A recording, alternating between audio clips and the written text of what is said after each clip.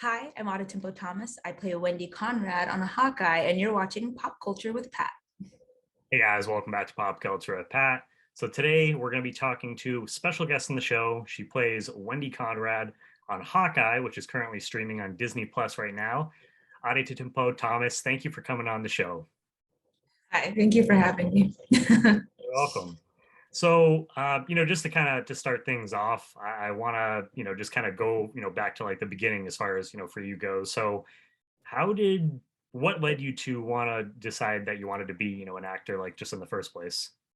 Oh, that's a good question. I don't know. Um, God, I wanted to be all kinds of things, like the yellow Power Ranger.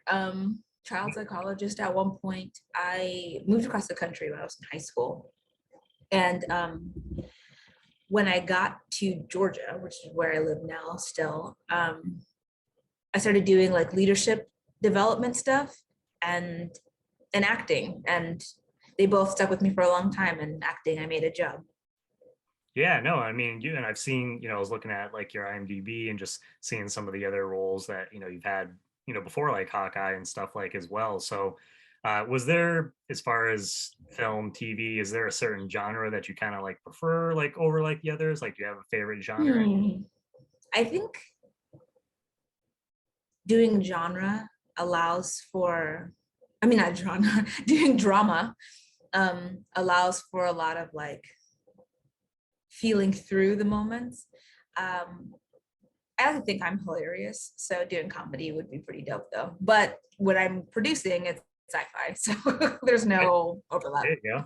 That's it, just tackling all different genres. Yeah. So, what was the audition process like for Hawkeye? Because I know, I mean, everybody kind of knows that with Marvel, everything's pretty much like top secret. I don't Mm, know if you knew what you were auditioning for at when you went out for it, but what was that kind I of like did. for you? So there are a lot of shows. So Marvel films just about everything in Georgia. So I got maybe 3 or 4 auditions for 3 or 4 different projects, but they were named like streaming 1, streaming 2, streaming 3. So when I did the first initial audition for Hawkeye, I thought it was actually Miss Marvel. So then in the call, when I was at the callback, I was like, oh, okay, this is Hawkeye. That's different. That's not the same show at all. So to then do it, I think we found out later that week. So if it was like a Tuesday, we found out on Friday. And it was really exciting to get the email from my reps, and I was like, congratulations, good job. And, let us know that we were in 3 episodes and kind of the whole shebang. Oh, okay. So you knew like ahead of time like how many episodes you were going to be in. Yeah, compared to other projects I've been on, I actually knew going in how much of this I was in. I only got the pages that I was on though. So even like when other LARPers are on the screen, but I'm not, I didn't get those pages. Oh, okay. So That when makes we're watching the show, I'm watching a lot of it for the very first time. But yeah, it was very top secret. yeah. Same. I honestly didn't even know it was Wendy Conrad until I got the sides, which was after we had fittings. Yeah, because I've had other guests from some of the other different like Marvel shows like on here, and some of them just like saying that yeah, they didn't know like really anything. Like you didn't even Mhm. literally up until the point where they were like shooting like kind of what was going on until like almost basically the day of, and it's like Yeah. understandable just because of all the different things that Marvel obviously likes to protect any Mhm. secrets or cameos or things that are going on. So Yeah. at least you kind of had somewhat of an idea like going into it. Well, and what was wild was I found out in December that I was cast. And pretty much the process when you book something, at least in my experience, when I book something, I get the email from my reps. Once we kind of agree on the rate with the casting director, almost immediately I get a call from wardrobe. So I'm talking to Donna, who's one of the people in the wardrobe department at Hawkeye. Shout out to her, she's great. And I'm talking to her and she's like, yeah, so when we get your hero costume, blah, blah, blah. And I was like, what now? I was like, me? So I was so surprised, but also so excited because when I Googled Wendy Hawkeye, the Wendy that came up was Wendy Conrad. So when she said that, I knew that I was going to be Wendy Conrad, and I was like, oh, so that was really exciting. Oh, that's cool. So yeah, I was actually going to ask you. I was going to say, how familiar were you with your character's history, like going into this project, or did you do any kind of like research? What it sounds like you did at least a Oh, bit. yeah, I did tons of research. Well, at least as much as I could. I still have not been able to get my hands on a hard copy because the prints are from like the 80s. Yeah. But leading up to it, I never heard of Wendy. And I think most people haven't, to be honest. So like it's okay. Yeah. Because she's, this offshoot villain in the Hawkeye, so there are so many different layers you needed to get through to even find her in the first place. And I think she's only in maybe like 10 or 15 different comics, like Yeah. total, because she then has like the through line with Misty Knight and with the Femizons, and then with the Death Throes, and then, hunting down Hawkeye. So there's lots there. I wish I was able to read more of it.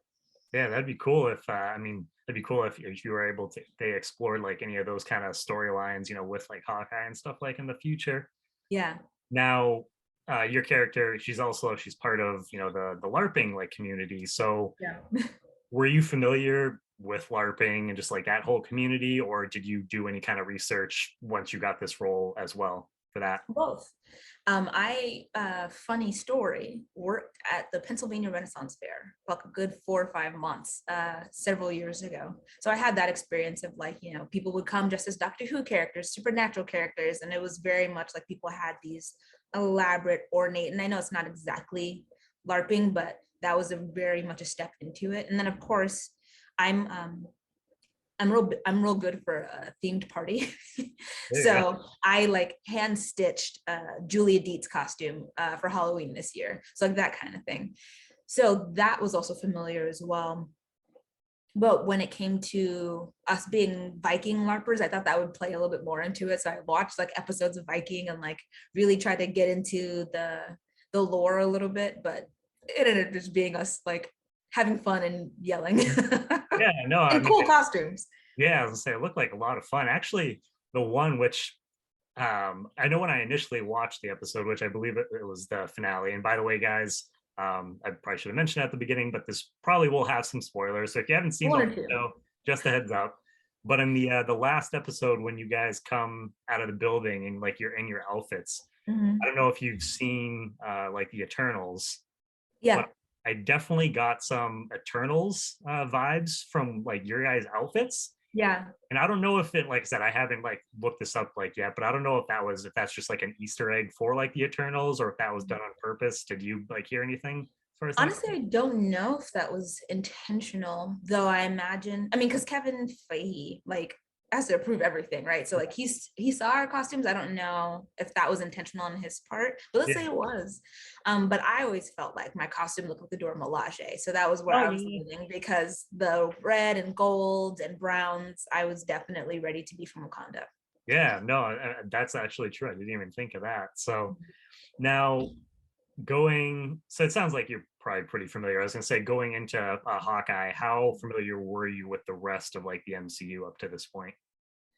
I had watched everything.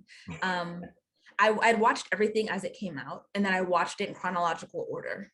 So that Oh it started with Civil War and ended with and not Civil War, with Captain America, and ended with Endgame. yeah. I was one of those people sitting in the movie theater screaming at the screen when Doctor Strange opened all those portals and everybody came in to save the day. Like, Oh yeah. I'm a huge fan. I'm a huge fan. So it was wild and very exciting to get to join the MCU.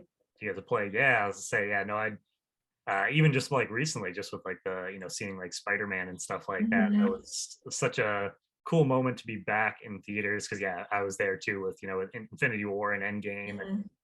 nothing better than just getting those big moments. So I'm Yeah. sure you getting. And Spider-Man was wild too. Like I still can't fully comprehend just how amazing and how I keep saying it's near perfect, because I'm sure if there's something I could like put my finger on, but like just in, oh, it was so good. It was so good. I laughed, I cried, I screamed, I cheered. Like it was so good. Yep. Yeah. No, I agree.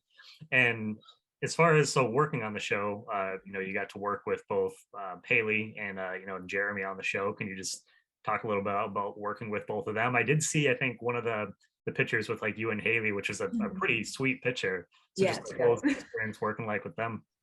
It was great. They're class acts. They're super professional. And I think people forget that they're both Oscar nominated actors. Like they're very capable people. So I think when we're doing the stunt in episode 6 where Kazi is like about to shoot us through the window at the party and Yep. Jeremy grabs the tray and like just watching him have to pick that up. And I've seen Hailee within like 5 minutes learn an entire like fight sequence. It's wild. It's wild, but it was exciting because I've seen them on my TV for so long, and then to be standing next to them was very surreal. But then it's good to be reminded that they're people, like I'm a person, like you're a person.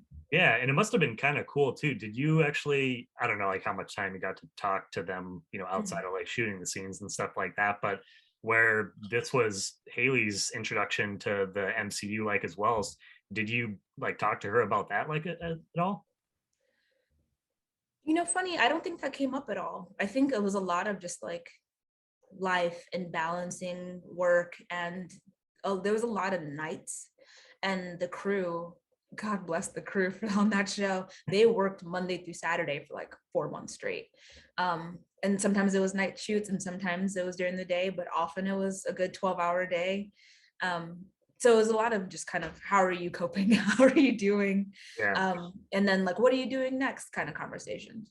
Okay, cool. Yeah, I just thought it was like where your introduction to the MCU and hers at the Mhm. same time. I was like, oh, I don't know if that's something that would have worked. No, it's not quite the same, Yeah, it's on like very different, like if she's here, like but it's when it still, I comes to mean, it's level of importance. yeah, but it's still still pretty cool. And Yeah. obviously, I'm sure that's one of them. But just what were some of your other favorite aspects of working on Hawkeye? Um,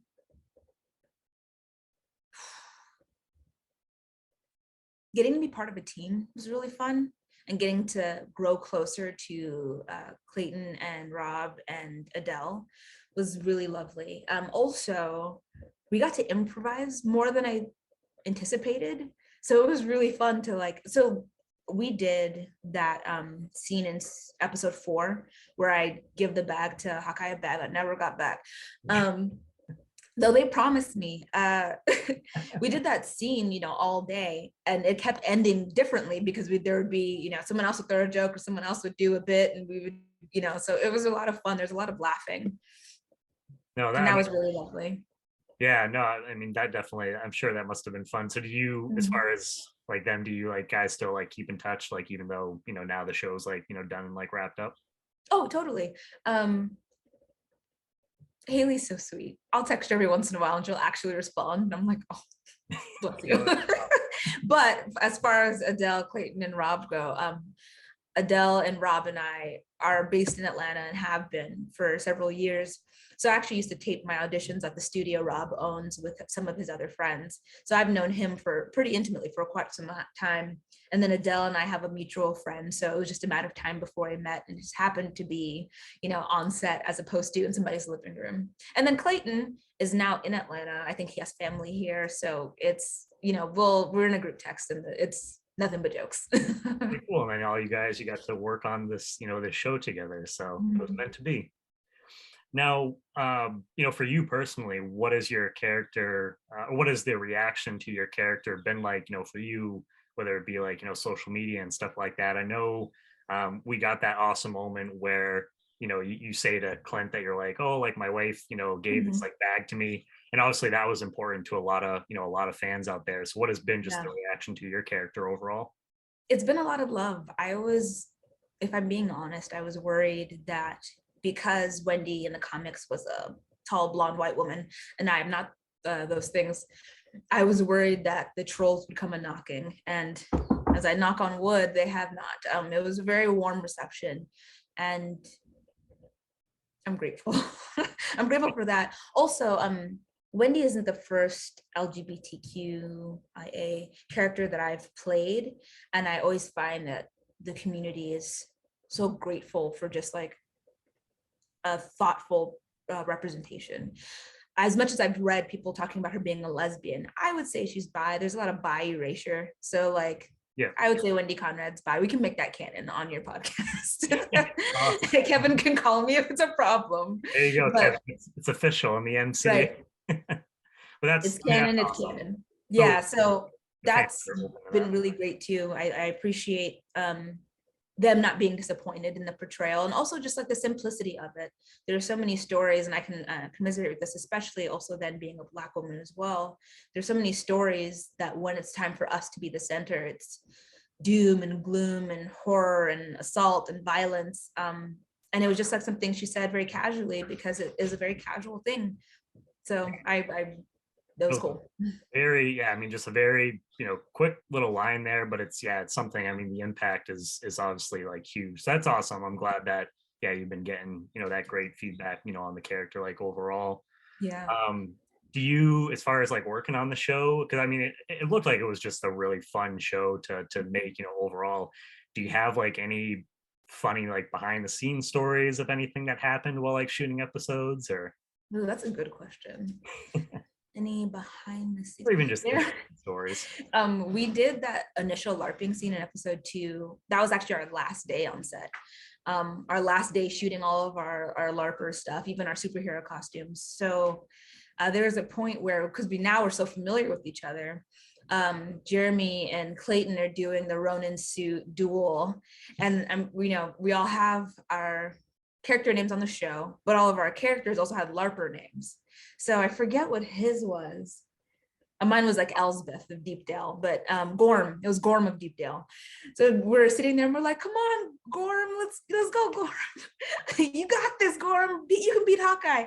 And there was a point where I was like, come on, Clayton. And I was like, whoops. So we kept going, and I caught myself when we pivoted. And one of the ADs was like, let's remember to use character names for this. And I was like, yeah, who did that? I didn't mess up. That wasn't me. Who did that? That's understandable though. Yeah, I can see that being confusing very easily, just going between like 3-4 different character names, like your guys' names, the LARPer names, and then the actual the other character names. So now you kind of like mentioned or whatever. I guess the big question that I have for you is Wendy ever going to get her bag back? Survey says no. I'm kidding. I can neither confirm nor deny, and I don't know if I'm allowed to say this, but at one point there was a scene filmed where Jeremy is talking to Rob's character, so Clint and Orville are talking, and he says, he grabs some stuff from Rob and then goes, here's this, make sure Wendy gets her bag back. But they didn't wasn't in put there. it in, so it's not canon. So no, that's cool though. Here's hoping at some point, 5 years from now, eventually I open a box in a movie and I'm like, oh, my Bombshell bag is back. That's awesome. And I throw it back. And where, I mean, obviously we don't, know anything like as of right now, but let's say if there is, like a Hawkeye season 2 or, just anywhere else, like in the MCU, like where would you like to see your character go, going forward, just like for yourself? Mm-hmm. I would love to show back up with the LARPers. I would love to show back up working with Hailee and Florence. Also, our characters were first responders in New York City. So part of me is like, Dr. Strange needs some help. Wendy's on the NYPD.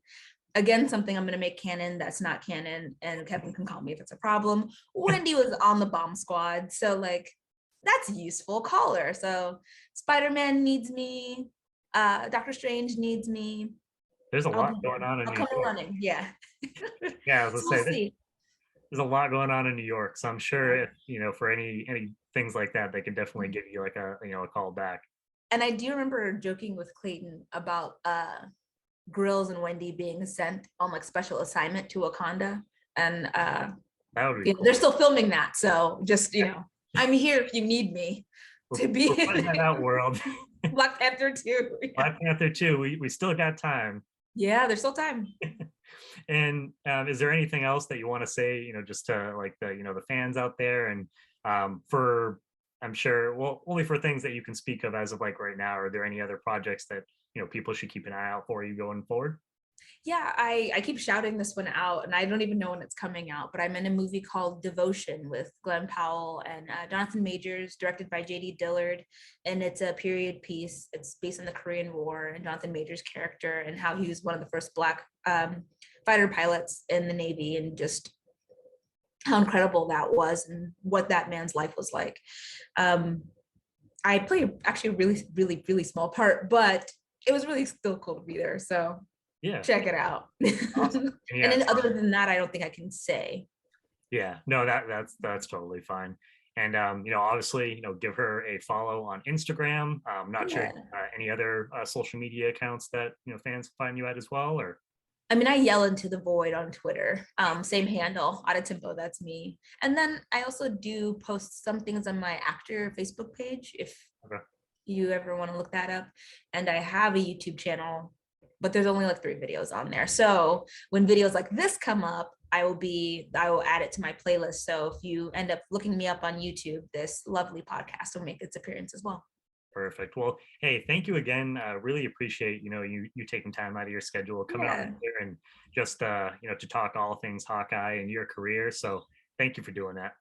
Yeah, it's my pleasure. And also, thank you for reaching out. You slid into my DMs, and sometimes you never know what can happen. And I was more than excited. I was genuinely excited. I was like, oh, yeah, of course. That sounds great. Uh, So keep yeah, no, believing, it was a keep following blast. your dreams. Thank you. Hi, I'm Adetinpo Thomas. I play Wendy Conrad on a Hawkeye, and you're watching Pop Culture with Pat.